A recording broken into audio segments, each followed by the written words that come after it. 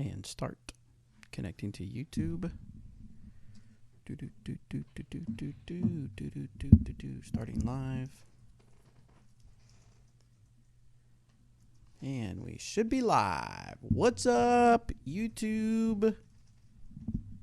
How y'all doing? See if we can't pull up the thing here. I was listening to a podcast. They were talking about slime. Like Slimer? Like slime. They have slime conventions. This kid is in 8th grade, and she has a business about slime. And they're talking about how big slime was. And I think we should do a Will It Hyzer slime. Even though it's freezing cold out. Will It Hyzer slime? Yeah.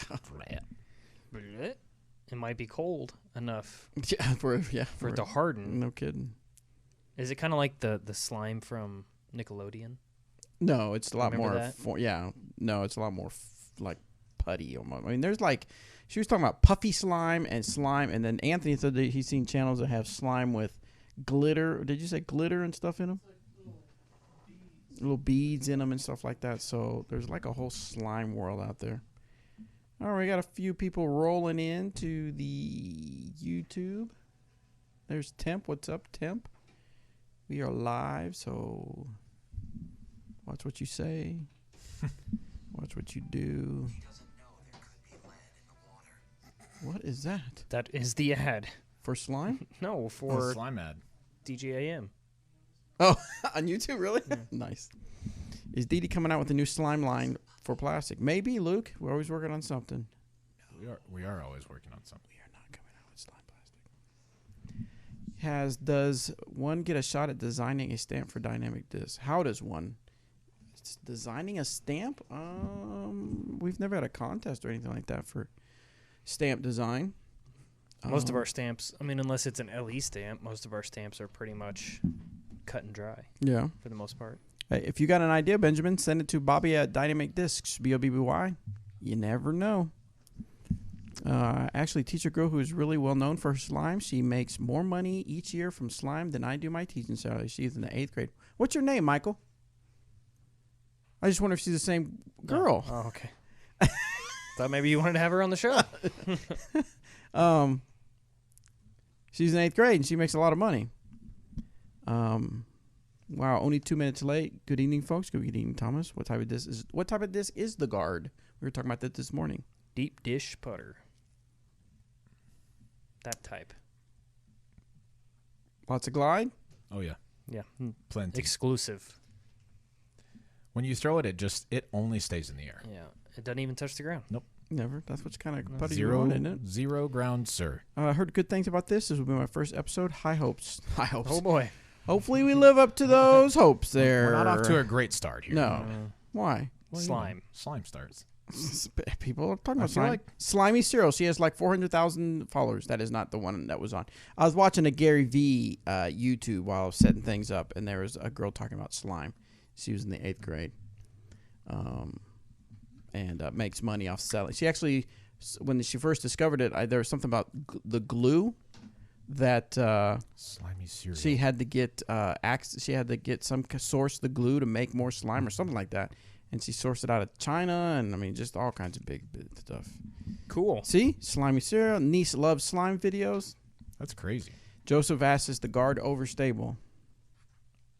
I wouldn't classify it as it being overstable. It's pretty straight, just neutral. Yeah. All right. Let me bring up the questions. Where's my... I love it when Google does this. Where is my Google Windows?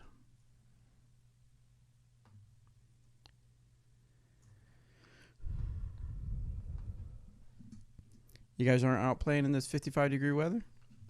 Us? It's 57, actually. That's some heat. Are you talking to us? Yeah. We're out. We're doing disc Yeah, golf. we are absolutely out Yeah. playing right now. Are you going to go out afterwards? Today, probably not. Yeah, okay. It's supposed to get a little bit more windy as the day goes on, so maybe not. It's too windy. How does the musket compare to the trespass?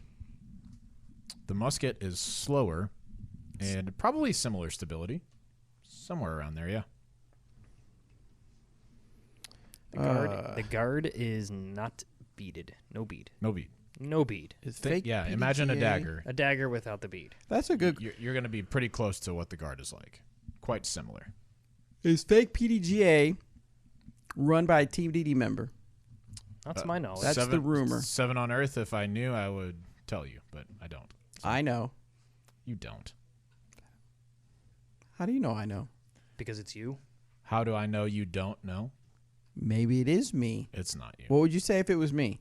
First of all, I would it's say not you are wasting way too much time. Yes. So you could be doing other things.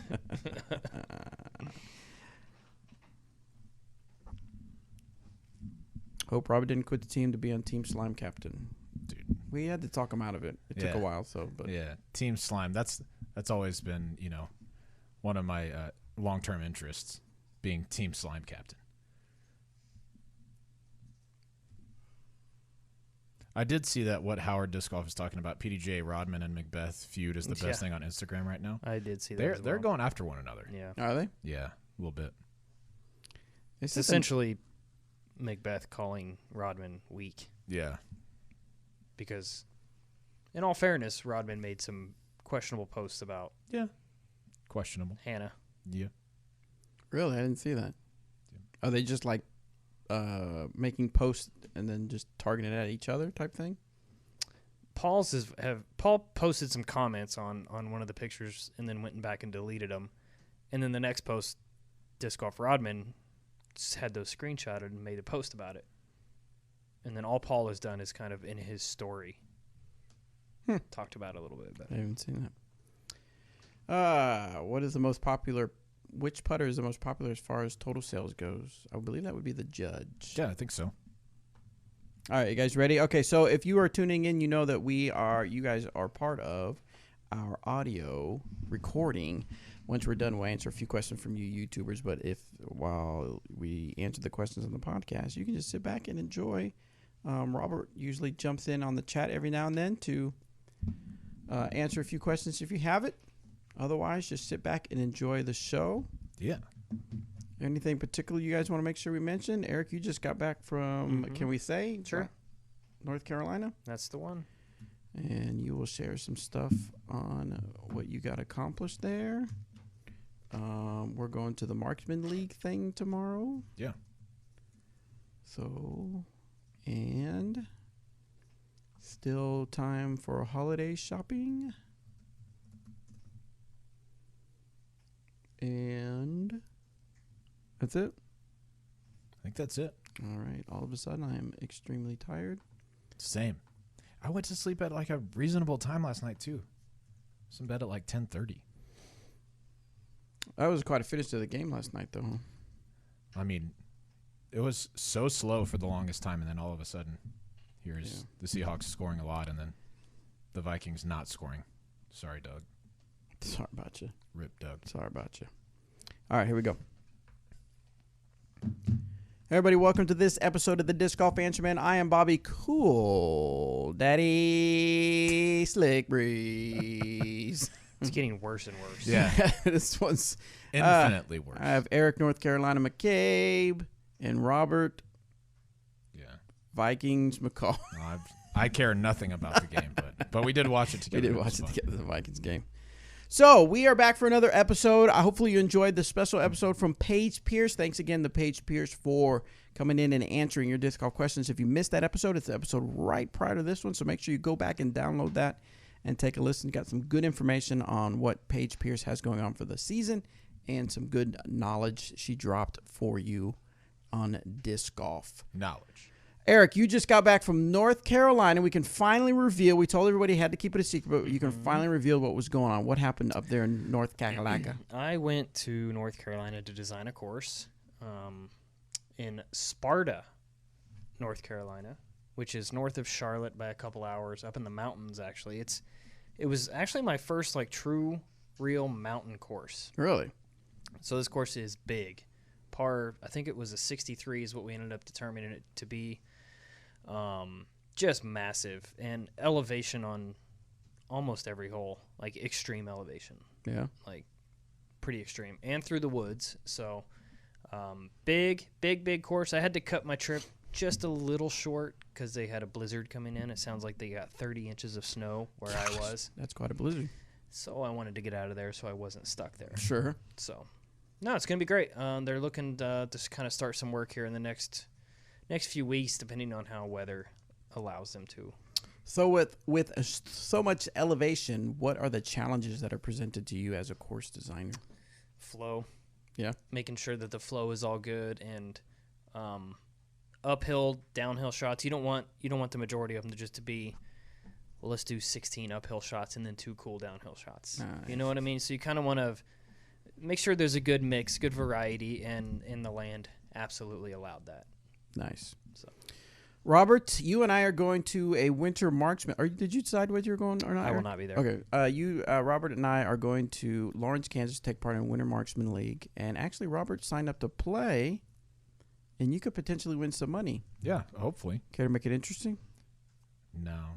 What? You don't have any faith in how you're going to perform? I do care to make it interesting. Do you think you're going to win?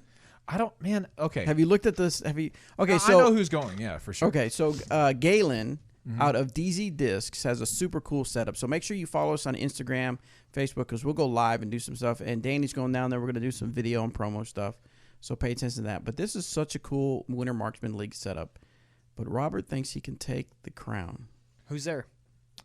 Dixon and Brian are coming from here. Jake Lazo is going to be there. Kevin Babbitt will be there. He's a pretty darn good putter. Mm-hmm. I don't remember a bunch of the rest of them. Are those the people that you're thinking would be your competition? That I remember, yeah. That you know, okay. I'm sure there will be plenty of people out there who can putt. The reason that I'm kind of hesitant to make it interesting is I have not done well in Winter Marksman Leagues previously. I putt with a decent bit of Hyzer, and marksman baskets don't love when you do that. So I gotta get a little practice in before we get on there. All right, well, it should be good times had by all. Yeah, I'm going to go enjoy myself for sure. If you're looking for a marksman league in your area, make sure you go to dynamitediscs.com/WML and see if you can get one in your area. Or play run one. Yeah, or run one. All right, guys, what do you say we get to the questions? Yeah, let's get it. This one is from, I forgot to remind everybody, make sure you go to discgolfanswerband.com. Submit your disc golf questions. We will get them on the air and get them answered by whoever's in the studio, even if it's the UPS guy. This one's from Daniel. Okay, time to keep it real. If you would give each one of you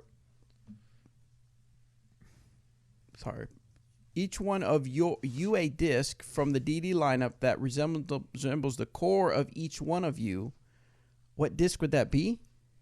Based on the disc's characteristics converted to human characteristics. Whoa. Gosh. What? I would probably be a suspect. Short, reliable, always quietly get the job done, but also a social Camelot that could be around and get along with all kinds of people at the same time. Now it's your turn. Go. I think this guy probably plays Magic, doesn't he? Okay, first of all, It's pretty intense. is Camelot the right word there? No. I'm gonna go out on a limb and say it isn't. Chameleon. Chameleon? No. It could be a chameleon, but it has a T on the end. Okay, well, it should Well, be that threw me chameleon. off. Yeah, there you go. I thought we were going to have another Malachi situation. No. See, you guys get haven't all really over me thought for about that. mispronouncing this stuff, but I've read I'm some not trying of to these. pick on these people, but sometimes I think they do speech to text, and then they don't check it. Yeah, I've read some of those. They're not great. No. They're quite poor. All right, so what disc would you be real quick? Oh gosh, I don't know. Warden, because I like it. Yeah, this is too hard of a question just to be like thrown at us. Yeah. He took some time to think of that one. Yeah, He didn't take yeah, time to type it out. personify the discs. I don't know, man. We'll come back to it. I like the Warden, so I'm gonna be the Warden. Even though I don't know if I'm as short as that guy, but maybe. So he said another question. One of my previous questions was about worlds being played with just one disc on A, wooded course, B, long open course. The discs I chose that time was Warden and EMAC Truth. Was obviously a homage to Eric and Robert. But Bobby, oh no, I forgot the cool Daddy Slick Breeze himself. So I hope you could forgive me. And here's my homage to you. Same scenario, worlds, one disc played on a wooded course, A, wooded course, B, long open course. Who would win these events if it was played with just a Maverick? This is too much. Who would win if they just had a Maverick. Yeah. I don't know. I mean, Melton throws a Maverick pretty nicely. Who is he talking He's got a about? new one. Everybody? I- Or just us three? Maybe us three. Between the three of us and a Maverick, I think I'll take Eric because he's generally better at disc golf than both of us. All right, next question But you comes throw the Maverick. That's fair. Andy asks, why is Paige's signature disc the Fusion Judge? I thought she mostly threw the Classic Hard Judge. That's the disc she wanted, Yeah. right? Mm-hmm. That's the disc she chose. And she throws the classic hard ones for straight to slight turnovers for the most part. The Fusion one is her kind of stable thrower. Mm-hmm. And, that's the one she wanted to roll with. So that's what we went with. There you go. Yeah.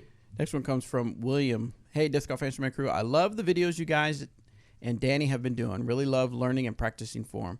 I've been trying and practicing a spin putt for a few months, practicing every day or so over lunch. I tend to try and bend at the wrist and elbow, pulling to my hip and then forward to my target. I've been struggling with pulling right or lacking power, though. Any tips for improving power in my spin putt and solving the right pull? That's a tough one to improve power on an actual putt. I mean, it really just comes down to spin as far as power, because you don't want a lot of power behind your putt. You want spin and rotation to get more distance, but you don't necessarily want to put a lot of power behind it. Mm-hmm. Correct? Yeah, I mean, I wouldn't think so. You're not trying to like jam it every time super hard. Some people do, Well, yeah, but not. I would not recommend that. Yeah, I well, would- that's I not would- how you putt. You spin putt big time. My putt absolutely hits hard, but it doesn't. It's not come from power. Yeah, it's it's come just from spinning a lot. Spinning, Yeah. spinach. So I would concentrate on more spin.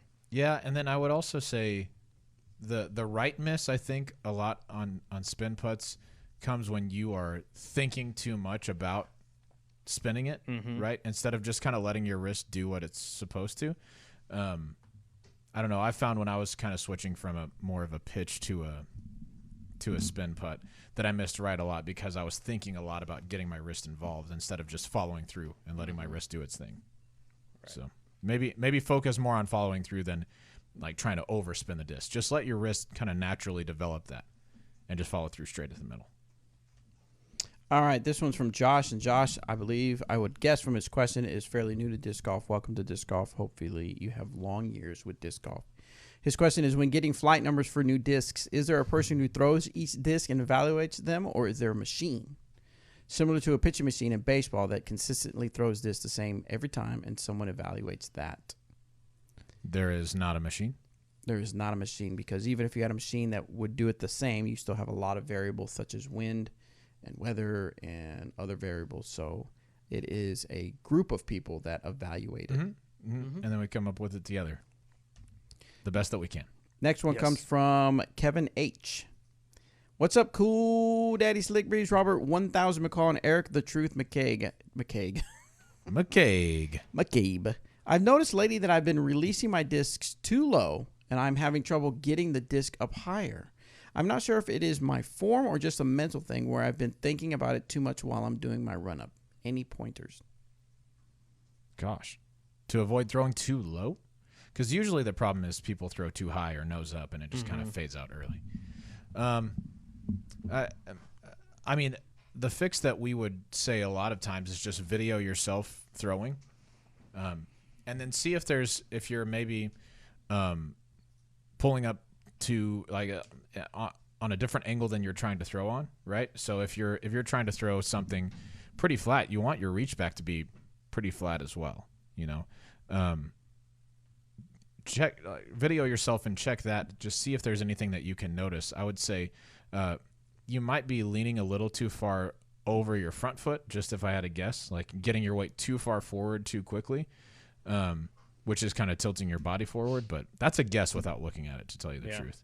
I'd agree with that. Yeah, if you'd like to, you can share a video of your form on the Facebook page, and we'll take a look at it for you and do our best to help you out. Next one comes from Marcus. He says, I purchased a Fusion Renegade when I first started to get into disc golf. For my distance driver, it worked great for me on a right-hand backhand flat release at that time. However, as I progressed, it became too understable, so I started to use it for Hyzer flip shots. And again, it worked great for a period of time, but now even on Hyzer release, it flips up, turns, and never fades back for me. Should I get a new Renegade, or is there a disc I can get for Hyzer flip shot that will fade back? Fade. You go for it. I'm sorry, I was reading something. Oh, that's okay. I would say the Trespass is your Huckleberry there.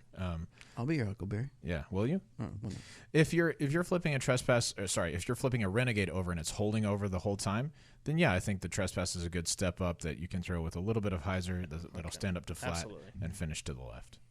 Yeah, Trespass is awesome. Yes, It's very- such an underrated disc. It really is. quite good, Quite like very good.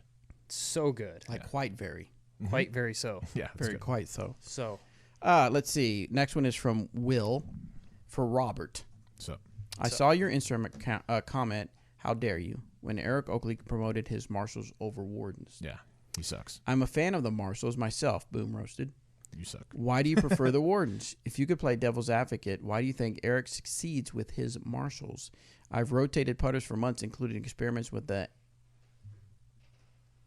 Anode, Yep. mm-hmm. And MVP Wizard. disc, yeah. but I'm never quite sure what feels best, so I'm curious what made you select your respective putters of choice. Okay. Good Fell in question. his lap. Good question. I guess I'll use this one. This No. is the one. He made a 20-foot putt the first time he threw the Warden, and boom, from there on, he's just stuck with it. Yeah, that's actually very true. Well, close, actually, kind of. I putted, 40-foot putt. yeah, I putted with Judges from the time that they came out and enjoyed them, but I was using more of a push putt at the time. When I switched to more of a hybrid style, I found they were diving a little early left on me. Mm-hmm. I was playing a tournament at Lake Louisville and putted very poorly the first round. I knew the Warden had just come out, and I had putted with beadless putters before. So I was like, I'll try this out. And they had one classic hard Warden at the time, Louisville. Right. So I went and picked it up and had it honestly was like a 45-footer downhill.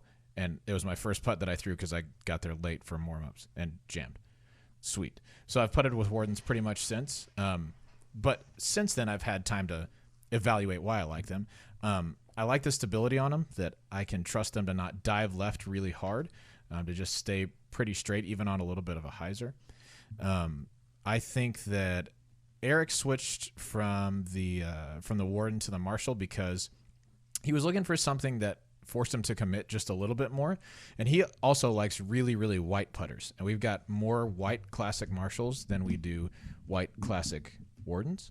And so he switched at the time, and now he's just become really comfortable with them. Mm-hmm. I think Marshalls on putts don't have quite as much glide as a Warden does. And so it forces you to really commit to following through. So it's not going to, fly over the basket or anything. But if you don't follow through, it'll tell you. Like, you're going to end up just a little bit short. Right. So, yeah. I like putters like that. I putted with one that I had to do that with a while back, and I noticed I got a lot better at following through because if you didn't, you're just going to be that 1 or 2 inches low every time instead of counting on the glide to get it there. So, yeah. Next one is, excuse me, from Josh. I'm wondering how many discs you use when you do field work. I live next to Blue Lake in Oregon and have access to plenty of good courses and football fields, but wanted to dial my discs in more. I throw Havoc, Giant, Trespass, Stiletto, Saint Pro, Saint, Felon, Triple X, Truth, Pain, and Pure. That's a lot. I don't throw all of them equally, mainly throwing the Trespass, Saint Pro, Truth, Pure, and occasionally the Giant. I'm wondering Giante. how many of each you would take with you to do fieldwork. 5, 10, 20 of each? That's a lot. I think we've kind of covered a little bit of this. When I was touring and I went out to the field to practice, to throw, it depended on what I was trying to work on that week. If I was working on concentrating on what's currently in my bag, then majority of the time I'm just taking my full bag and throwing it. Now, if I'm working on angles, shot selection, that's when I'll be more inclined to take 10 Emacs to a field. Yep. Or 10 fairways, whatever it is, to a field. But 90% of the time, if I'm doing field work, I'm doing field work with my current setup. Same here. If I'm working on a particular disc or a particular shape, I'll take just that stack. Otherwise, I'm taking my bag. So Yeah, that I can and be as even familiar if with it's it a as new possible. disc that's in the bag, I'll just go out and play a normal round of golf and then just throw it on every hole. Yep. Even if the shot doesn't or the hole doesn't call for that. Yeah, just to particular feel it disc. out. Yeah. I like it. Yeah. Yeah. Yeah. Next question. Hey, yeah. Yeah. Let's go on to the next question. This one's from Sam. I'm a left-hand backhand thrower and a right-hand forehand thrower. Okay. Okay, both. So I'm it's realizing AJ. I need the lefty forehand, but the whole motion of a lefty forehand feels unnatural. So my question is, starting from the beginning of learning a forehand, should I just practice with a one-step forehand and approaches with putters, or should I start with drives? I would definitely start small and work your way up. The more that you can control those slower discs, the better you're going to be long term. Mm-hmm. So one step is great, or even standstill is great, just to get that motion to where you can control them. Once you can, you're in business. You can start throwing a little bit faster discs. Yep. Dakota Tasty Cakes Nelson has a question. Oh, Dakota. He says, hey, Disc Golf Answer dudes. So I have had a bizarre phenomenon happen to me at my last tournament. Okay. We were teeing off into a decent headwind with OB on the whole right side. I reached in my bag for my trusty Fusion Felon. I released it on a bit of a hyzer, knowing it would pop up, fly straight, and fade reliably at the end. Mm-hmm. To my dismay, it popped up, turned over, and stayed right before coming to rest. OB. Rip. OB. Is this common for an overstay with disc to become unreliable after being beat in? I would say yes. What's your definition of unreliable? Unreliable in headwind. Yeah. Yes. Like, as you know, winds exaggerate, especially headwinds exaggerate understability. So if a disc is pretty stable and not a headwind, in a headwind it's going to act generally less overstable. Correct. Right? I've had that same thing happen where I've had a disc that I've been counting on, but generally not in a headwind. And you just have to really adjust for that. So whenever I'm throwing into a headwind and I know that there's no way that the shot can go right, I cannot have the shot go right, then I'm going to disc up to a faster disc and a more stable disc, and then not try and throw it as hard as I can. So in a situation like that, if I was going to throw a felon, instead I would probably throw an enforcer, and just know that I'm going to have to not throw it quite as hard because it does have more distance. But let the wind do the work. Yeah, and not worry about it turning over to the right. But to answer your question, yes, they can become a little bit more unpredictable in wind. Yeah, definitely. Now there's nothing better than having an overstable driver that has been beat up,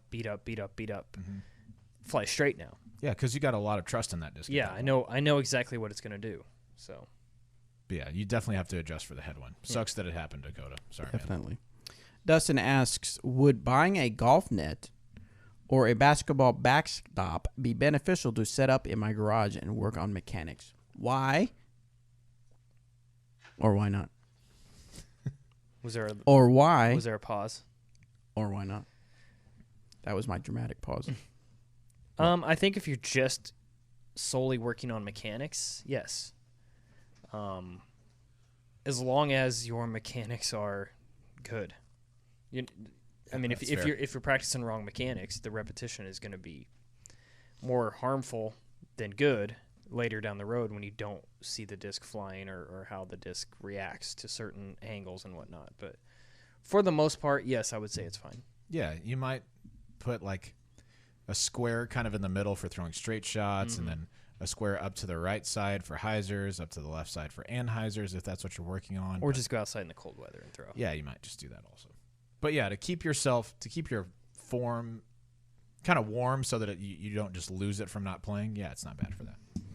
All right, we're going to try to see if we can make this speak pipe. I did not test it before we went live, so we are going to try it live. Are you ready? Here we go. Hey everybody, Josh from Minnesota here. I have a question about a disc breaking on chain impact. At a long putt, probably about 100 feet a few days ago. Jump putt with my soft burst judge and hit the chains. Disc broke in half. Half of it fell to the bottom of the basket and half of it fell onto the ground. Prove it. What's your ruling on that? A blend? He says soft. Oh, it's soft. Even worse. How is that even possible? I don't know, but that sucks. It Where has do to be you live? really, really cold. Yeah. Like frigid. Yeah. I have, and I'm not just saying this, but I haven't seen have that honestly happen. never seen one of our discs break under normal use. Right. Like in front of me. Yeah. Huh. The rule on it is actually the bigger piece. There's very slim chance that it cut perfectly in half, but whichever the bigger piece is the piece that you play. Yep, that's exactly right. Next one is from Canada Sam.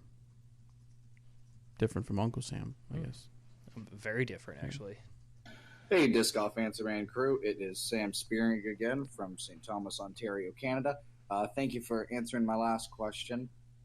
Really briefly, when do you guys decide you're going to run your approach shots or just lay up? Are you guys usually laying up, say, outside of 60 feet, trying to get a drop in for your next shot? Or do you guys ever say, hell, 200 feet away, let's hit this basket and I will get the comebacker? I guess more of a strategy question. I have a feeling, or not have a feeling, but in practice, I often lay up, and then in the tournament scenarios, I think I usually Nice. get a little bit antsy, and I'm like, I need every stroke I can get, and it saves me absolutely 0 strokes, and I probably end up missing a few more comebackers. What do you guys do? What do you guys suggest on the strategy aspect? And again, thank you for all you do for disc golf. Have yourself a great rest of your day, guys. Bye. Bye. Why? Well, on the strategy aspect, I highly recommend you play like you practice. So if you're committed to laying these up during practice, I would venture to believe that you're probably not going to make very many going for it during tournament play. Me, it's very situational on if I need the stroke, if it's coming down toward the end, but more often than not, you don't make 200 footers. I mean, it's just at the end of the day, you just don't do it. Way more often not than make them. Yeah, exactly. For sure. And how often do you run a 200 footer and miss it and then And then you're mad. yeah. Yeah, that sucks. What were you saying? I said that very certain. Right though? I mean, like Yeah, I agree. I think really the only time that I run something outside of like probably 80-ish feet is about as far as I can really jump putt. Mm-hmm. I mean, I can kind of do, the steps leading up to it, and maybe I could get the disc 100 feet, but reliably not very well. I think running it is also Sure. like full on throwing it. Sure. So, yeah, anything outside of that, I'm more just going to... So basically, if you can't jump putt it there, you're not probably running it. No, correct. I'm just going to put it under the basket. Now, if there's an uphill behind it that's there to stop it, and to where I know that I've got, 15 feet coming back. Or potentially you could hit the hill and roll right back to you, and you get another shot at it. And then you get to try again, which is great. Fun times. But yeah, if there's an uphill behind it and it's a safe run, sure, I'll give it a half run sometimes. Situational. Yep. Next one comes from Joe. Joe from Tennessee. Long time, first time. Love the show. Thanks, man. I started in high school for about 3 years. Got to a personal best of par at my local course, even though I felt I could shoot 2 down or 3 down. Nice. I quit for 10 years, and I'm back, baby. Tell your friends. Don't call it a comeback. I put that in. I've been playing since January, and I've beat par 1 time. Once. I don't play consistently. I've tried to develop a right-hand forehand game from nothing but still average 0 to 2. I don't want to be in this spot a year from now. Any advice? Thanks. Love you desperately. What? Dude. Huh? That's what he put. What? He loves us desperately. What? So how do you progress? How do you score better? Is that... I asked you first. I think the forehand what? is what he was asking about, right? Yeah. I've tried to develop a right-hand forehand game from nothing but still average 0 to 2. Yeah. So I guess he's playing his course, and he can't seem to like really just take this course on. Right. Well, I mean, I think you have to ask yourself a couple of questions about the course. One, are there plenty of holes that you could reach that you're just not reaching? Like, are you birding the same ones every time, or is it different every time? Because if you can reach all the holes and you're always birdieing different ones, bogeying a few, and then taking par on a lot of them, then I think what you need to work on is just more consistency than anything else. It's not, I don't think there's much else to explain about that. Yeah. However, if you're birdieing all the same ones and taking par or bogey on all the same ones, then you might look at those holes and say, hey, what do I need to be doing differently to give myself a look at birdie on those? Yeah. Or if there's particular holes that tend to bite you, go out and play just that hole. Go concentrate just on those few holes. Right. And figure out, if it's a hole that usually you get a bogey on or a double, how can you take par? Even if it means that you'll never have a shot at birdie. There are a few holes like that I've played where at USDGC was actually the case, where distance-wise, sure, I could reach a lot of the holes that we played. If they were par fours, I could reach them in two. But there was a lot of risk associated with that, so I played for par a whole lot. And I think that's not a bad idea if you're trying to lower your scores. When it comes to forehand and increasing your consistency with that, it's really just repetition. Like, you just have to keep on throwing forehands over and over and over, and video yourself and see if it looks like, those top forehand throwers. See if you catch some inefficiencies in there. So, yeah, do that. Next one comes from Josh. Hey, guys, I've been listening to the podcast for the last few weeks, and I'm only in the 40th weeks of the cast, so I'm a little behind. But I'm listening to new ones as well in case my question gets answered. Anyway, my question is, you talked about speed number, and to me it feels irrelevant. What are your thoughts on changing the number to be power? Like power required to throw the disc farther. I feel like that would help beginners and pros alike when choosing new discs. I don't know that it would help a pro at all because pros understand what the speed means. A beginner, I could see that. It could also confuse everybody more. It's true. Why is that? Because numbers are confusing as is. True. Numbers are confusing to those players in the group of us that when we first started playing, there was no numbers. It was just, hey, here's this is a mid-range. Yeah. This is a driver. That was about it. Just go throw it and see what it does. And then I remember when they first started implementing these numbers, I was like, what are these four numbers? What does that mean? What is that? I have no idea what it meant. To this day, I don't know what it means. I still don't know what it means.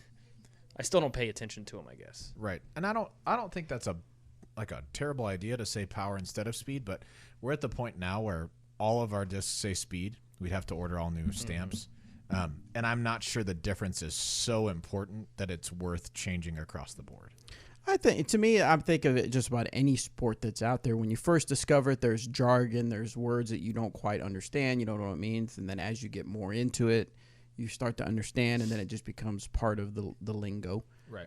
So I get his point. It's a good point, but like you said, I think we're beyond that right now. Mm-hmm. Well, so. and part of it is, like, if a disc is a speed 13 as opposed to a speed 5, if those are thrown at the same speed coming out of the hand, one of them is going to spin faster than the other one. Right. And it's the speed 13. Right. To me, one of the confusing things for beginners, it seems, is stability, the term stability. And that's I don't think there's any predefined thing, because one place you say stable, it means it'll turn to the left more, where some places you go stable means it stays really neutral. Straight, yeah. So I think it's just one of those things at this point. Yep. Right. Next one comes from Cardinal. Recently, I got to meet Eric Oakley at the Delaware Disc Golf Challenge, and my girlfriend and I were super stoked to meet him. He sold me a Lucid Maverick, and it quickly became my favorite disc. Nice. I love the shot shaping. I can do with it. Oh, he loves it so much he said it twice. Nice. My question is, what discs are similar to the Maverick? I don't want to have a bag just of Mavericks. Why not? EMAC Truth, and Wardens. I'd like some versatility. Any help would be great. Just all EMAX. That's all the versatility It can replace all of them. You're welcome. I think if you like the Maverick, then you'll probably like the Escape. It is faster. I think it probably has around the same stability, maybe a little bit more overstable out of the box, but not a lot. But I think they're going to be pretty darn close. And, yeah, you're just going to be able to throw the Escape a little bit farther, or have the potential to throw it a little bit farther. For an overstable complement to that, I like the Getaway a lot. That's going to be faster than the Maverick, but decently more overstable. If you're trying to stick in the same speed realm, then I think the Explorer is a really good complement to the Maverick. Right around the same speed, but more straight to left, whereas the Maverick is a little bit more straight to right. Mm-hmm. Yeah, I would agree with that. Even the Escape, I don't know if you mentioned the Escape or not, but Yes. You did? Yep. Okay. First one. Yeah, I was gonna say that's probably the next best step up. Yeah. Escape. Just similar stability, but faster speed. Yep. For this next question, I wish I had the disclaimer on this computer because this one needs Just say it. the disclaimer. All right. I meant the disclaimer. Oh, yeah. I was just looking for it, see if I happen to have it. Oh. So, our disclaimer is the views and opinions expressed on the Disc Golf Answer Man are not necessarily represent the views and opinions of those of Dynamic Disc, Westside Disc, Latitude 64, or staff, or players, or all the above. Except Anthony. Basically, it's just... I do personally speak for Anthony. Oh, yeah, okay. This is basically the opinions of Robert, Eric, and myself. So this one is from Brad. Hello, Disc Golf Answer Man. I've been playing on and off for a few years, but been playing on the regular for the past year or so, and finally ready and interested in joining a league/club. But I know our local clubs are very pro grass. Okay. While I certainly care less if other people do it, I personally don't and don't really want to play around with folks that do. Do I just play with my friends? Is this something you've had to deal with before, or should I just chill? Thanks for any suggestions. It's a good question. I haven't formally joined a whole lot of leagues. I've been active in a few in places that I've lived, but not like a member of a whole bunch of them. But that doesn't mean I don't play disc golf with those people. And certainly there are a lot of those. Maybe not a lot. But some of the people that I played with enjoy smoking while they play. Yeah. It's obviously it's not my thing. Never has been. Never will be. And it really just comes down to your personal preference. If it bothers you enough to not play with those people, then yeah, I wouldn't join that league. But I think if you're asking, should you just chill on it? Well, no. If it's something that's really important to you, I think you should do what you feel like you should do. Like I said, it's not my thing. They can do it. I'm not really excited when they do. And most people are courteous and will ask, "Does it bother you?" Like I said, it's their prerogative, not mine. I'm not a fan of it, but that's just me. It's just such a sticky situation because a lot of people. No pun intended. Because people take it really personal because it's one of those things where the government, religion, or just other people are trying to tell you what you can and can't do, and people like to think you can't tell me what I can or can't do. So it becomes very personal, and people can become very passionate about it.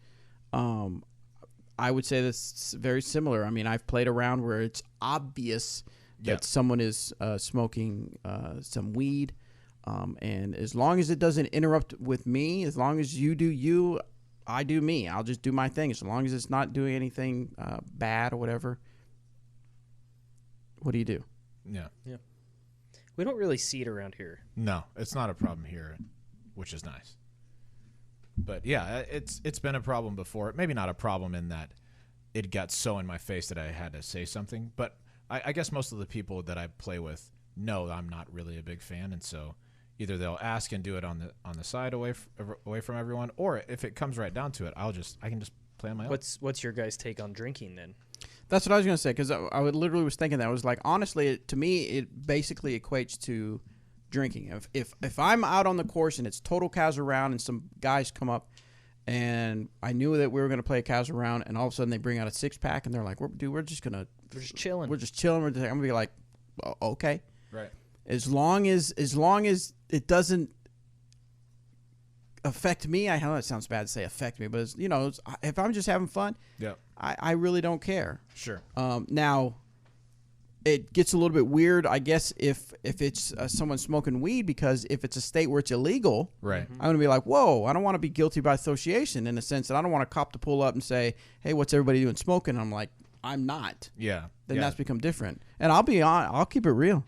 There it is. I will keep it real. I've traveled with people, and I've had to bold-face tell them, and now I was never confronted with it. I knew that they participated in it, and I just flat out told them, you will not have that in my car, because I will not risk it. Well, yeah, I mean, whether well, whatever. the law is if it's in your car, it's your It's possession. mine, yeah. Because I would be the driver who's in control of what I should be in control of what's in my vehicle. I will not risk. I don't care what your political views or your views on whether it should be illegal or not. Right. You're not risking that with me.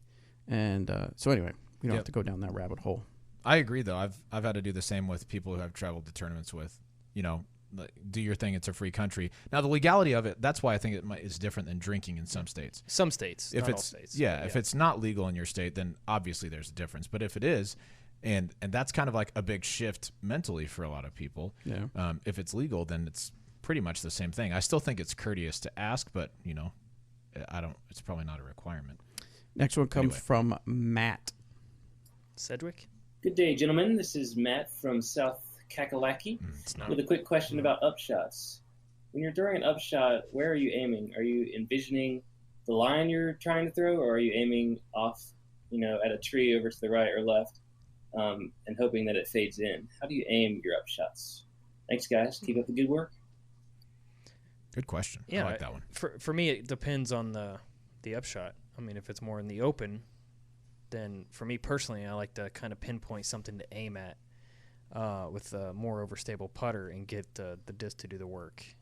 But yeah, I personally like to find something to aim at, to throw at, as opposed to throwing it directly at the basket. Yep, I'll agree with that. I also think no matter what kind of shot I'm throwing, where I'm aiming is the apex of the throw, right? So Correct. if I'm throwing a big hyzer, then I'm trying to look at the point at which the disc will start moving to the left. Like, it's as high as it's going to go, and it's going to start moving left. That's where I'm aiming at.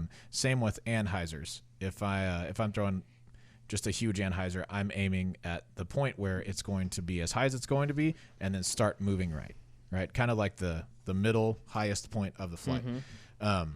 If I'm throwing an upshot out in the open, a lot of times that apex is much closer to just a straight flight, and so I'll just aim, a little bit right at the basket if I'm throwing an overstable shot, or straight at the pole, trying to land at 5-10 feet short or whatever if I'm throwing a straight shot. But I think your aiming point is really important, because that's what gets the disc started on the trajectory that you actually want to throw. Yep. So I envision the line and then pick that apex, then that's where I'm aiming at. And I like that to be a tree or an object or Something in the distance. yeah, so you can visualize what it's going to look like. Next question comes from Tyler from NWA. Wow. Nice. Hi, guys. I didn't know Tyler was in NWA. Yeah. Boom shakalaka. Hi, guys. I hear the term utility disc often, and it seems like a very subjective term. To some, it means a disc that can do many things. For example, the EMAC Truth can forehand, backhand, thumber, etc. To some, it means a disc that has just one purpose. For example, the Justice is a right-hand backhand disc used for a hard hook left. The third definition seems to be, I don't know what to throw, so here I will throw this disc. What is your definition, and what's your utility disc in your bag? Nice. That is a good question. That is true. I never really thought about that. People utilizing the word utility disc as multiple uses. But for me, I don't know why, but for me, my utility disc is my Justice, because I know what it's going to do, and it doesn't get thrown very often. Right. On a day like today, it would be thrown quite a bit, probably. Very many times. But mainly just super windy days, it's my utility disc. It's my disc that I'm throwing when I know exactly what I want it to do and what it's going to do. So I throw an anvil in that spot, pretty similar, not quite as overstable as a Justice, but I can stretch it out a little bit farther. But yeah, I'm not. That's a really good question. I'm not sure why we use utility just to say certain situations instead of a lot of situations. But that's how I've always heard it said: is if you're throwing your utility disc, it's like, oh, I'm kind of in a bind. I need something either massively understable or massively overstable to kind of just get out of trouble. Yeah. That's what I hear it. Maybe used it's like as a lot. the stable, overstable thing, where it's just kind of the region you're from. Yeah. Just kind of what's understood, and that's what's kind of passed along Yeah. to your mammy and pappy. Next one is from Hunter. I have a question about the harp. Sweet. Why is it utility? No, I'm playing. And the Speed 4 of discs in general. The harp says it's a mid-range putter. Some argue that the term is used as an adjective to describe the speed or distance of a putter. Just curious as to why two separate discs, the harp and the suspect, with very similar dimensions, be listed as two completely different disc ratings, i.e., putter and mid-range? Sure, good question. Yeah, I think at the end of the day, what that boils down to was it was two different companies, two different discs. So the harp was Westside Discs. Yanni came out with that description, that title for the harp, and we came out with the suspect, DD wise. So that's really the only answer I would have. I guess it was just what Westside wanted to do. Right. I think that part of the reason that they're different and you can classify them differently is that one of them is deep like a putter. The suspect is shallower than almost every putter out there, if not every putter out there. So I think, yeah, the way that you use them is quite a bit different. Even if most people use the harp as a thrower instead of a putter, I think it's deep like putters. And I don't know, I would want to measure the rim to see, how much wider the suspect is than the harp, or if they're the same rim width or whatever. But I just the harp has always felt like a putter to me. I would have called it a speed 3 instead of a speed 4. I don't know a lot of people who couldn't throw a suspect farther than a harp. Yeah. Right. I mean, I think so. Correct. Yeah. All right, next one comes from Anonymous. Sweet. We need the disclaimer again. No, this one isn't so bad. A quick grow the sport question. What do you guys think course-wise is better for growing disc golf? Higher quality courses, parenthetical, better baskets, well-manicured well-manicured turf, tee pads, etc. End of parenthetical. Or more courses in general. Thanks for all you guys do and keep it real. So quality over quantity? Basically. Well, I want quality over quantity. Yeah, I'd say the same. I would say, especially if some of those quality courses could be more beginner-friendly, because a lot of the beginner-friendly courses are the ones that are the most worn in, the most kind of beat up, and maybe not well taken care of because they don't run events there, and so it's just kind of there. But if there was a really nice beginner course in the area, that would be probably the best way to grow the sport, because people are going to want to go back there. Yeah, yeah. When you're putting in, like for instance, if I'm putting in a course somewhere, and they want big, huge championship level course, and there's not a course close to it already, I'm going to make sure that they know what they're getting into. Yeah, because you don't want a whole new community to be introduced into disc golf on championship level. Yeah, like on country club. So if we do that, I recommend, let me design this championship course, but let me put in short tees as well. Yes, definitely. So that it's accessible for lots of skill everybody levels. can play it, as opposed to just, this course is big, this turned me off, I'm never playing that sport again. Right. Yeah, it's not much fun to step up to a tee, not see the basket, and be like, well, it's going to take me at least 10 throws to get there. Like hole 1 at the country club. Usually it's only like 4 throws. Yeah. But still a lot of throws. I meant for beginners. Oh, yeah, definitely. Yeah. When we had a couple of intermediate women at the Country Club Classic. It was their first tournament ever. And I can't imagine how daunting that would have been. Yes. That's it. Next one comes from Weston. How many different molds of a disc type should one carry in their bag? Many pros will carry 3 of the same disc mold of different stability rather than 3 naturally different disc molds. For example, 3 escapes rather than an escape, convict, and Maverick. Just getting into the sport and seeing what discs to buy. Should I keep buying different molds or different plastics of the discs I like? Good question. We over here on this side of the table, I guess probably all of us are like this. Stop it. Come on. Probably all of us are like this, where we prefer to carry multiples of the same disc and have them beat into different stabilities. However, when you are different learning discs, I don't think it's bad to buy a lot of different molds and see what works for you the best, and then carry multiples of those. I think that I carry more molds than most professionals, but it doesn't bother me to carry a lot of extra discs because I want to feel comfortable over whatever shot it is. I don't want to have to force a disc to be what I want it to be. I want to say, hey, I've got the disc for this shot within reason. So I usually carry, I don't know, like 24, 26 discs. Molds? Not molds, no. That would be awesome. I carry one Enforcer and one Defender, one Ballista Pro. No, I have, right now I have one Enforcer, one Defender. I have a few Ballista Pros. A Roller is the Fury right now. Furry? Yep. 3 Getaways, 2 Explorers, a Maverick, 3 Emacs, 4 Wardens, Cenas. Dope. So it's not a lot. I don't know. Well, I guess I just did an in the bag, like an unofficial, quick in the bag from my boat. In a boat. A couple weeks ago. In a bag on the So boat. you can go check that out and look at. That's exactly what I'm carrying right now. So Sweet. See, the reason I said that I'm different is because everybody knows that. but this particular reason. Oh, okay. Okay. This week on Bobby's Difference. I say because, and this is my educated guess as to why, I have more molds than you guys because I don't play as often.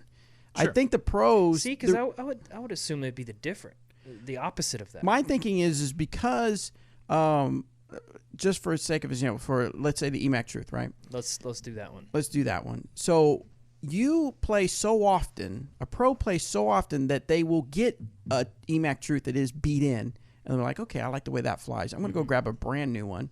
It's Cycle. You're gonna cycle through that. Whereas me, I play maybe once or twice a week, if that, if the weather's nice, and I'm inclined to. I'll take the under. And so, yeah.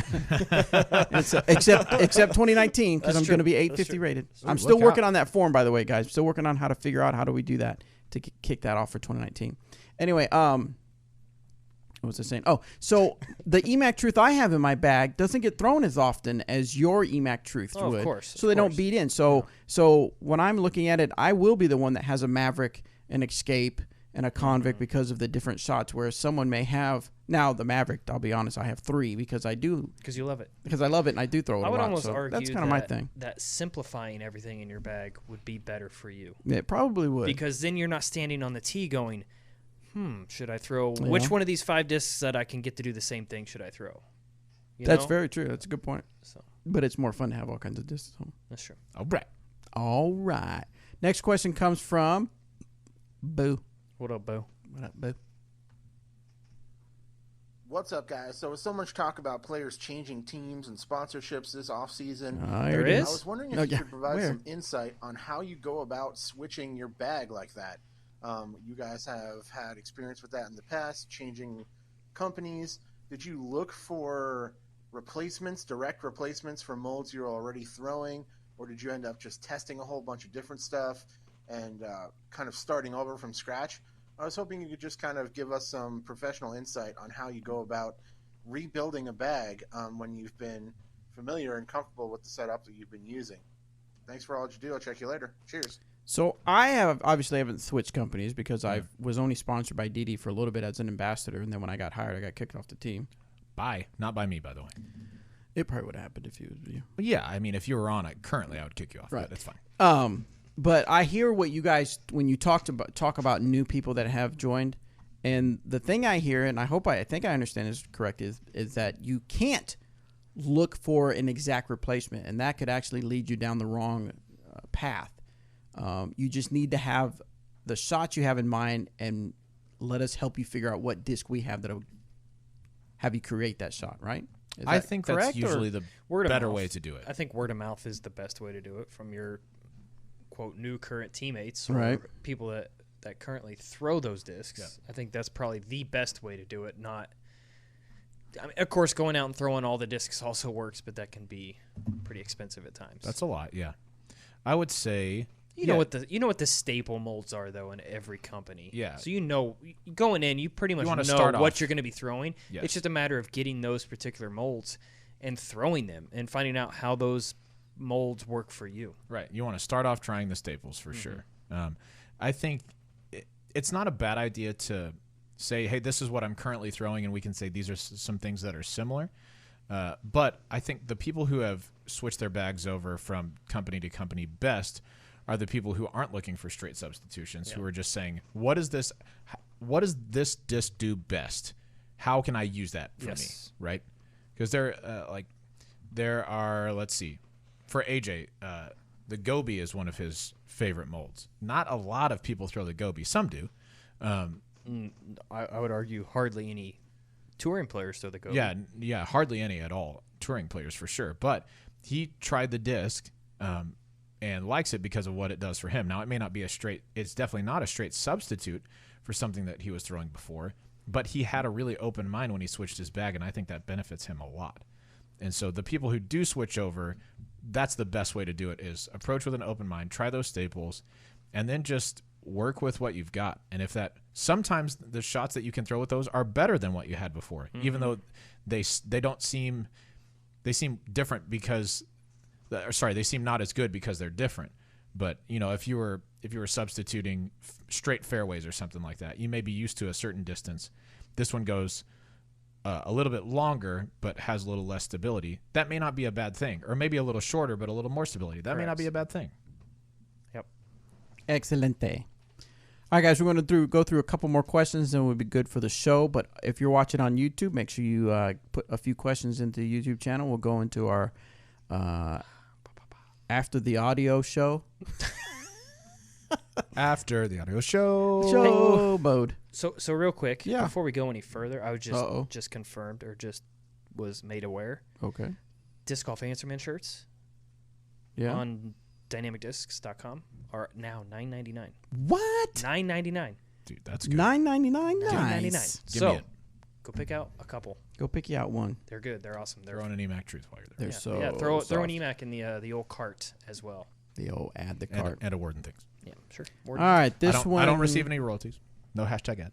Deputy. This one is again from Weston. This also relates to my previous question about the number of discs. Myself and a few friends have just started playing, and are starting to learn how to throw different discs and different types of shot. Is it better to play with just 3 discs, driver, mid, putter, or have a full bag of discs for different shots, even if we can't throw the right shot with each disc? I think simplifying earlier is better. Yeah, kind of like what I was explaining to Bobby earlier. Simplifying it so you don't have so many options to throw off the tee. Yeah, use one disc to do as many things as you can when you're learning, and then once you know how to throw those shots, you can kind of separate it out into molds that you say, okay, I know that this is better for this. Yeah, and for me, I've said this before. When I'm out playing events and tournaments, and I'm just killing it or playing really well, I'm throwing the same disc. Yep, over and over and over. Over and over. So. All right. This next one is from Ryan. This is the rules question. Nice. How would you all feel if disc golf media... Let me take a reset here, because that is not even any of the words that were in that sentence. How would you all feel if disc golf made a rule similar to traditional golf in limiting the number of discs you can carry in your bag? In ball golf, they can only have 14 clubs, so only allowing you to have like 18 to 20. And when they run out of balls, they're done. Yep, DQ. You cannot go put more balls in your bag through like halfway through the round. So how many do they take with them? Oh, I'm sure a lot. I'm sure their bag is full of balls, but if you're playing a course with a lot of water. All right, so what do you guys think? We've discussed this on the show quite a while ago, but what are y'all thoughts on the fact or the? I mean, there's no talks of it. It's just one of those things that every now and then somebody brings up. Now, I've never been to an official PDGA summit meeting, so I don't know. Maybe it's been voted on and whatever, but I would doubt it. Yeah, I don't think. Yeah, I mean, I understand the idea behind it. I feel like disc golf is, as far as that goes, in its infancy. In that we have so many different products available that do so many different things. Mm-hmm. Sure, you could argue golf clubs do a lot of different things, but you stay kind of within the same constraints as far as, everybody carries, 5-iron through pitching wedge. Yeah, most of the time it's just distances for them. Mm-hmm. And so I don't know. I just don't think it's necessary. I think there's some bit of creativity that comes with being able to carry as many discs or as few discs as you want. And that's one of the beautiful parts of disc golf. Well, I don't think that there would be a limit to, hey, you have to carry 15. Sure, you but cannot carry 12. But you could only carry 15. Correct. Up to I 15. could see. Yeah. I mean, I would be fine with it. Yeah, I don't think it's necessary, but I'd be fine with it. Speaking of that, Tiger's caddy a while back, he was about to hit. He was leading the tournament by like 8. He was about to hit on the 18th, and his caddy was like, "Hey, just play it safe over here." Tiger's like, "I'm leading by 8. I'm hitting over the water." Yeah.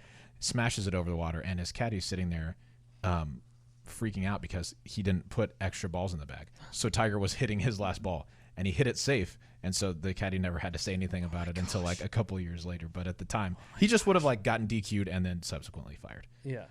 Which would have been kind of funny. That would have been a great opportunity Why to throw didn't it the back caddy and go. tell him that? He just, because he didn't want to make him mad about it. Right? Oh. So he just like, okay, you do what you want to do.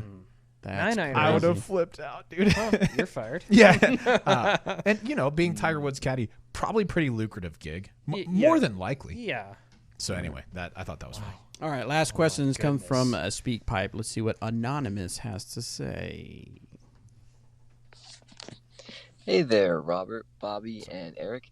This is Sean from New Jersey. So, well, first off, I just want to say thank you, Eric, because I had a question, and then you posted a video on your Instagram, and the way you threw was like exactly what I needed to see to fix my mistake, because I have a habit of leaning my right shoulder back right before I throw, which always leads me to turn over disc over, or at least too far right.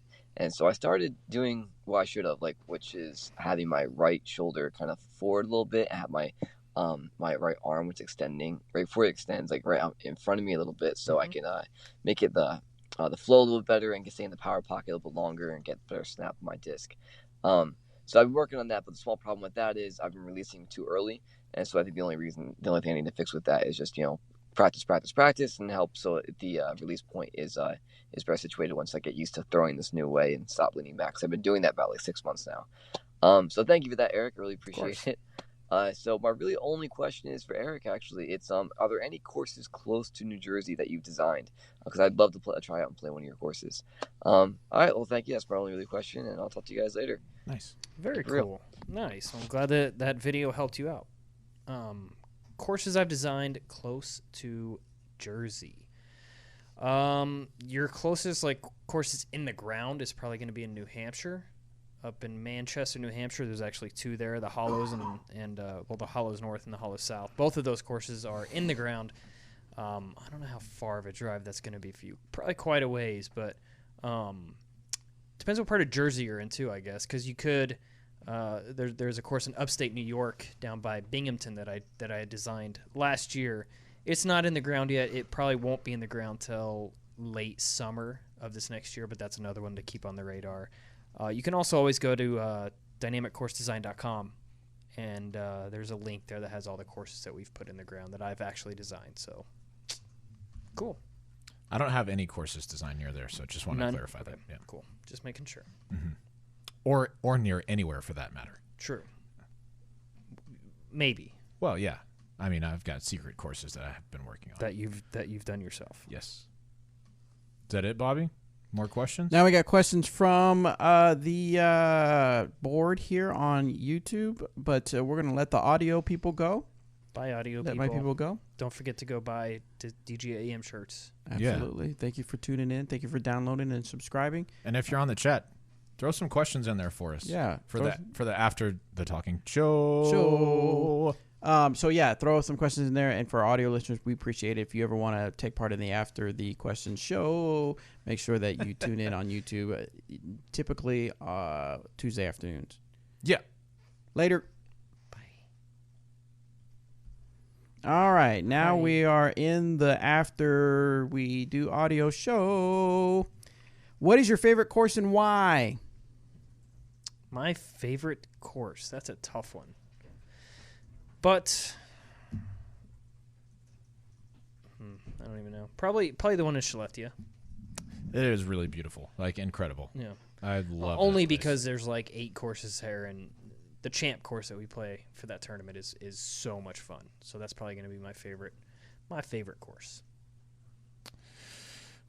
Is this the crazy season? I feel silly season doesn't cut it. I'm not sure what you're so crazy or silly about this season. Can you guys compare the Trespass and the King? The King is going to be slightly more understable or straighter flying than the Trespass. Otherwise, they're going to be pretty close to each other. A little more stability out of the Trespass. How far do you think Patrick Mahomes could forehand a disc? Whew. Pretty far. I would love to see him try. Yeah, definitely. Let's set it up. Patrick. I'll give him a holler. I know you're listening to the show. Maybe he can do it Thursday. Well, Yeah. He doesn't have anything going on Thursday. if he's night. only listening, he's going to miss it. Hopefully, he tunes in on YouTube. That's true. If we turn off the audio. He was amazing at the last game. He's been amazing at every game. See, that's true, but I mean, maybe it's just different because you're watching it right there. But Dude is good at football. he just scrambles and makes more time for himself. I mean, now you got to give it to the guys that are blocking it and stuff like that. But he's just He does, but he good. I mean, yeah, he's good. Can you No speak doubt to about it. Can you speak to the multicolored stamps that have been hitting the auction page, and when we will see stock runs? Stock runs, probably not, because some of those multicolor stamps require hitting the disc twice. So they'll more than likely just be for special stuff. When's the next Will It Hyzer? Billy, that's an awesome question, only because I had just been talking about it before we went live. No, I think we talked about it a little bit while we were recording live. Maybe you just tuned in. I thought about doing one on slime. I know that someone submitted an idea on one of the other videos on actually us making them out of clay or something like that. It may have to be like silly putty or something like that, or Play-Doh. Yeah. Because I don't think we don't have access to a kiln. Isn't it called a kiln? Kiln is what you use to fire clay, yes. Okay, yeah. So Maybe we could just borrow Radius's their pizza oven. I bet you they'd appreciate that. Yeah. Hey, So- we're going to take this thing that you use for food and do not food in it. Right. Just see what happens. But with the think it's- temperatures only being in the 30s and super 57 low, right now. 50. Well, it's still cold and windy, but with the weather not being so cooperative, we haven't been able to do any. But once the weather warms up, We've have all time. been gone Let's too do it. at different times. How does one become a DD ambassador? Ian, you can go to dynamicdiscs.com, go to, I believe it's under resources or something like that. I don't remember what tab it's under now, but if you find the player sponsorship form, you can apply there. I will say it is much more beneficial for you if you know some DD players who are willing to vouch for you personally. You can write their name down on the form if you'd like to. That's cool, but I would rather hear from a DD player that they think someone is a good ambassador rather than read a good application on there. We still treat those with the same amount of respect, but it means a lot more coming from a player than it does from a form. Do you guys check Do you guys check a shoe's weight and balance before buying them? I've noticed my last Keens feel kind of heavy, but they weigh the same amount as my other Keens. Negative. No, I've never done Would that. ask Keen that question. I don't weigh them. I just put them on, and if they feel good, then I use them. What is the status of those Bobby Brown Lucid X Renegades? Working on it. Yeah, working. We're on always it. working on something. That's not going to happen. Here's one. Is there typically a performance clause on a pro's contract? Do companies put any pressure on players to win or be on a lead card? We don't, but I know that there are, especially for people, in multi-year deals or something like that, you might put performance goals out there that could open the door for, negotiating for more the next year or something like that. But generally, I mean, of course, I want all of our players to be on the lead card, to be winning events, to be playing their best. But I don't think there needs to be any pressure for that. They already want to do that, and so I don't see any True. Incentive or de-incentive. Well, we definitely incentivize them because we have a bonus structure, but no pressure to, if they're not on the lead card every week, then we're like, well, you suck. That doesn't help anybody. Unless it's Zach Melton. Oh yeah, but I tell him he sucks regardless of if he plays well or not. This is a good question because I think they're working on this. Someone said where can they find a list of EMAC design courses? I think they're working on that, aren't they, on the website? We are currently working on it. Right now, you can actually go to dynamiccoursedesign.com. Is that it? Mm-hmm. Dynamiccoursedesign.com, and under the there's a tab there for what is it? What is the tab called, Bobby? Do you remember? But it's pretty easy to find. If you just go to the website, you can see some of the stuff that I've done. Most of the ones that are on that website are ones that are done, and not the ones that I've been working on. The ones that I've been working on, if you want to see that, you can go to my Facebook page, McCabe Champion Disc Golf Course Design. Someone said if we had to pick one player from Team Trilogy that's poised for a breakout year, who would you choose? Rainbow, I'm going to clarify just to make sure I think you're talking about someone from one of the teams of the trilogies, right? Yeah. Now, Trilogy is a fan-based name given to the three companies, obviously because of the three companies trilogy. And it's just something that has caught on, even though I don't like it. Because of the branding implications. Not because I don't like the word, or it's because of the branding, because it hurts your brand. It dilutes the brand. Anyway, That's for another marketing podcast that we do. We do? No, we don't.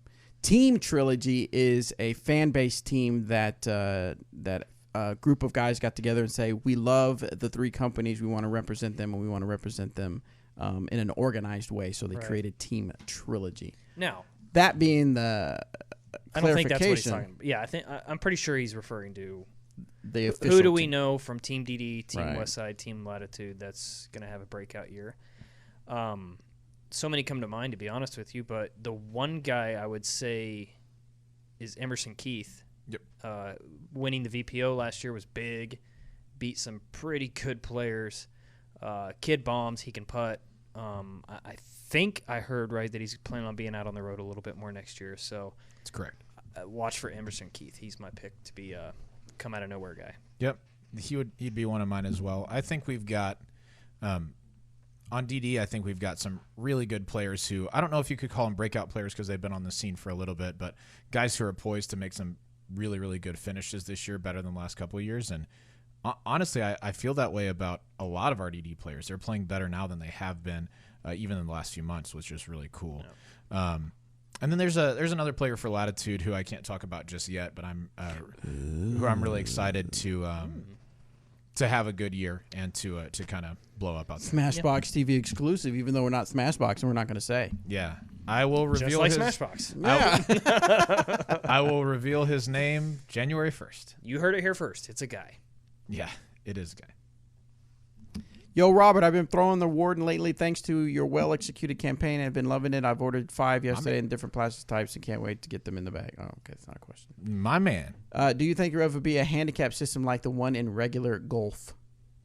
Golf. Handicaps? Nah. Officially, probably not. It'll be a while, but I could see it happening in the future. That guy does have a question, Bobby. He says, "What's your favorite Warden and why?" Oh yeah, 2 lines down. Oh wow, how different. I'm love the different one this week. I love it. I'm different. Yeah.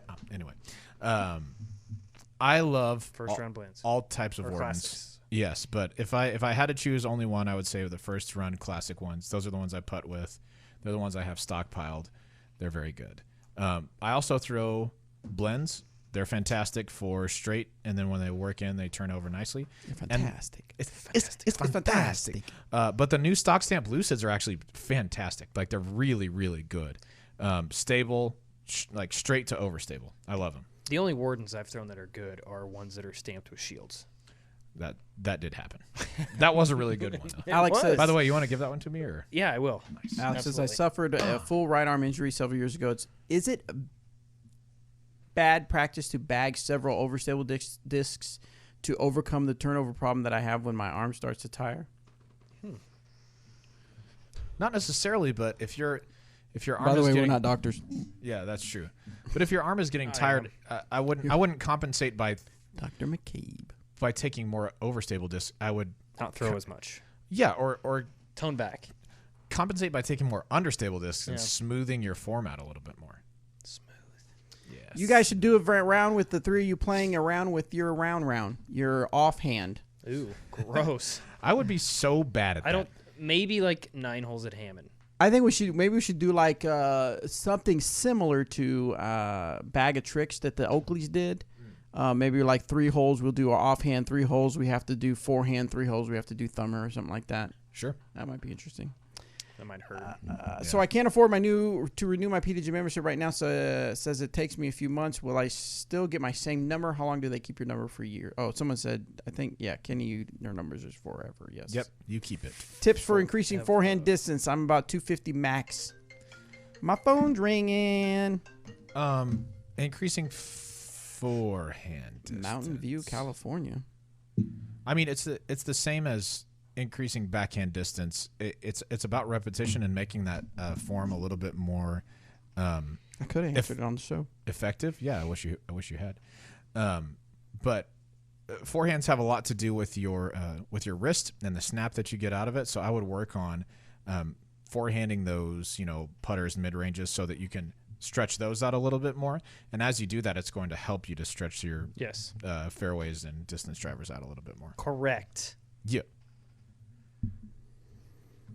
My local club has a handicap right now. It was helpful against the better players in the club. Yeah, so something on the local level, I think, would be good. Yeah, we do. That's what we do for hops and Hyzers. If you play rec, then you get 3 strokes. If you play intermediate, you get 2. If you play advanced, you get 1. And that's been okay. We usually play doubles, so it's a little bit different thing. But yeah, it's fun. I throw cold weather / gummy plastic year round. I find that this limits my disc selection. Can you guys recommend an understable mid from any of the trilogy that comes in the soft gummy plastic? Oh, man. Mids and gummy plastic don't really go good together. Not that they don't go good together. They just don't mold up very well. We had some soft suspects, right? Yeah, yep. So, soft suspects for sure. Definitely not understable. No, but no. Yeah. If you're looking for an understable mid, the closest thing we would have had at one point would have been like a Frost or a Frost Claymore or a Fluid Truth, neither of which are very unstable. Correct. Ryan says, when will Dynamic Latitude and Westside release new discs in 2019? We actually talked about this. Yeah, we talked about it this morning. You can start looking for those around February and March. In 2019. In 2019. Yep, that's right. We've got some really, really good releases this year that I'm excited about a lot. You're going to like them. Josh asks, best local food when I come to GBO. The best restaurant in town is Radius, bar none, and they're a great supporter of the GBO, so go and patronize them, give them your business. That's a great place to eat. But there's also... It's very tough to get in and out of there. Yes, it's going to be super busy. So you're going to go to El Marmol. I was going to say, check out Marmol. Fantastic Mexican food. It is right next to Peter Pan. It is a purple building. You cannot miss it. Blurple. That is correct. Burper. It's good. All right, guys, that's all the time we have. We're going to go ahead and sign out on YouTube. Thank you again so much for sticking around for the After the Audio show. We will be back next week. Eric, though, is going to be... I'll be gone. He'll be gone, so it'll be me and Eric will do a quick episode of Disc Golf Answer Man. Robert will. This guy's name is okay. Robert. You're Eric. You're the person I was talking about. We will be back. We'll do a show. You pointed at me and said, you're Eric. You're the person I was talking about. You guys know what I'm talking about. And we will be back next week with Eric. I'm just teasing. I'm doing it on purpose. You can call me. You can call me out. Call me out. Just don't call me out. Don't call you out. I thought we were done with the copyright dings. The copyright stuff, no. We didn't get a ding last time, so I'm shockingly still going. Because you produced studio quality singing last week. I'm surprised that the algorithm doesn't catch them. like the minute I start singing. Oh, wow. This must be the real song. Right. The talent here is unbelievable. Right. All right, guys. Thanks again on YouTube. We'll see you next time. Bye. I will not see you. Yeah, that's right.